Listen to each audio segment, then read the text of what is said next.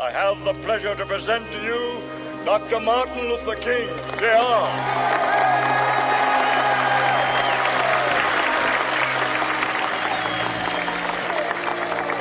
I am happy to join with you today in what will go down in history as the greatest demonstration for freedom in the history of our nation.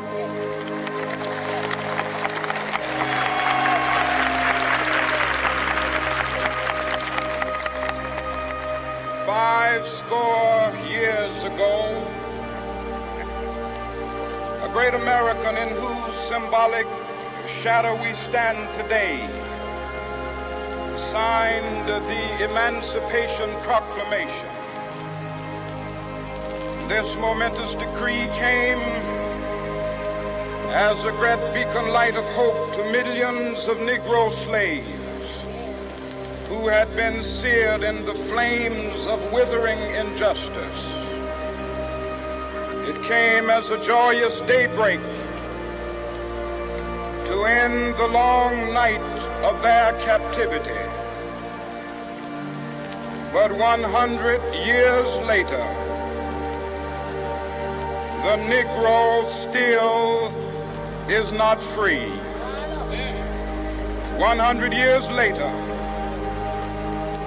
the life of the Negro is still sadly crippled by the manacles of segregation and the chains of discrimination.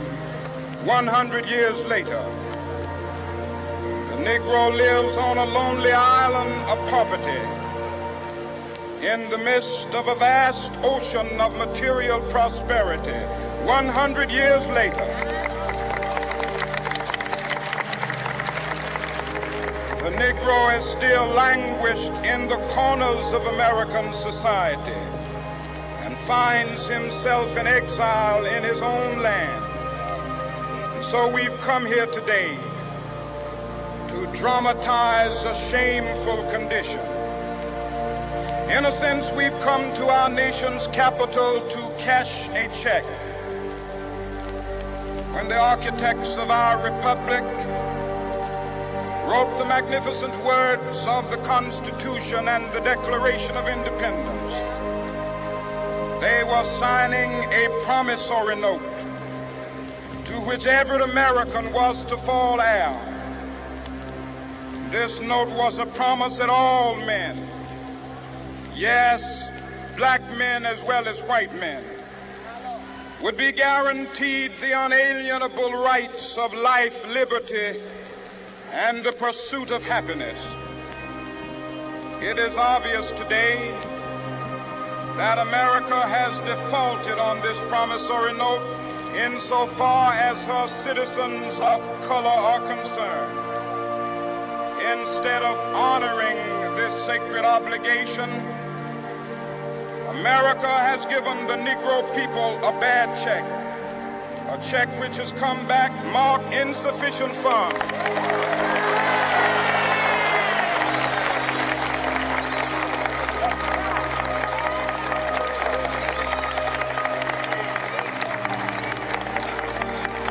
But we refuse to believe that the Bank of Justice is bankrupt.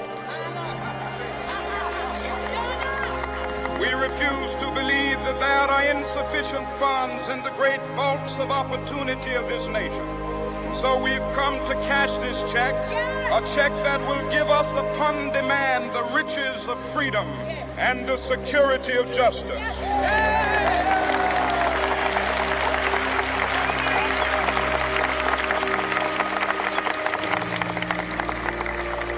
We have also come to this hallowed spot to remind America of the fierce urgency of now. This is no time to engage in the luxury of cooling off or to take the tranquilizing drug of gradualism.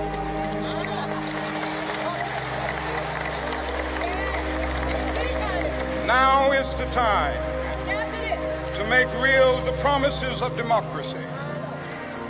Now is the time to rise from the dark and desolate valley of segregation to the sunlit path of racial justice.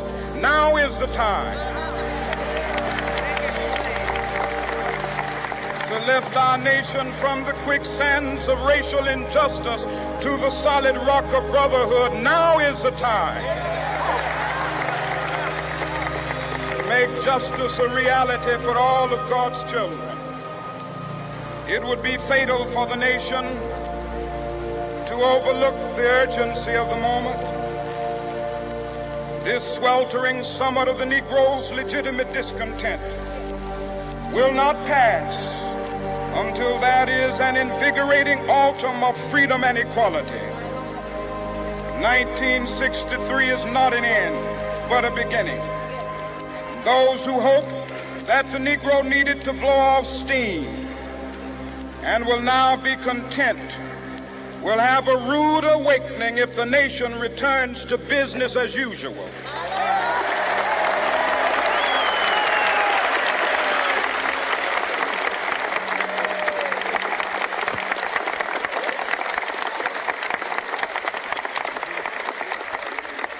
There will be neither rest nor tranquility in America until the Negro is granted his citizenship rights.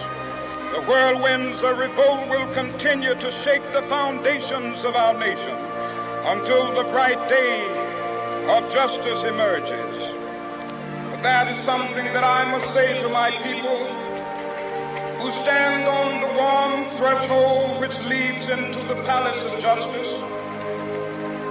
In the process of gaining our rightful place, we must not be guilty of wrongful deeds. Let us not seek to satisfy our thirst for freedom by drinking from the cup of bitterness and hatred.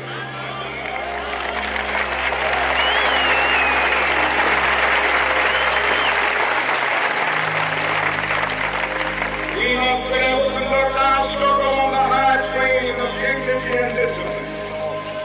We must not allow our creative protest to degenerate into physical violence. Again and again, we must rise to the majestic heights of meeting physical force with soul force. The marvelous new militancy which has engulfed the Negro community must not lead us to a distrust of all white people. For many of our white brothers, as evidenced by their presence here today, have come to realize that their destiny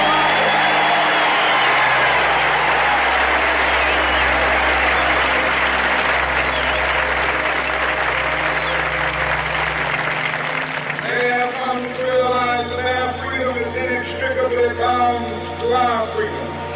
We cannot walk alone. As we walk, we must make the pledge that we shall always march ahead. We cannot turn back. There are those who are asking the devotees of civil rights, when will you be satisfied? We can never be satisfied as long as the Negro is a victim of the unspeakable horrors of police brutality. We can never be satisfied as long as our body is heavy with the fatigue of travel, cannot gain lodging in the motels of the highways and the hotels of the city.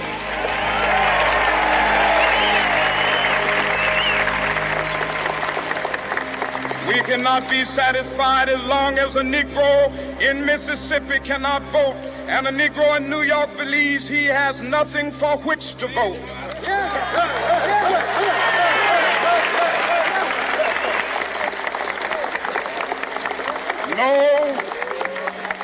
No, we are not satisfied, and we will not be satisfied until justice rolls down like waters and righteousness like a mighty stream.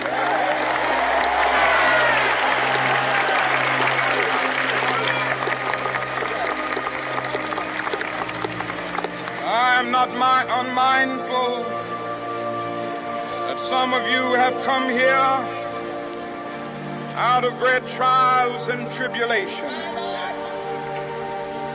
Some of you have come fresh from narrow jail cells.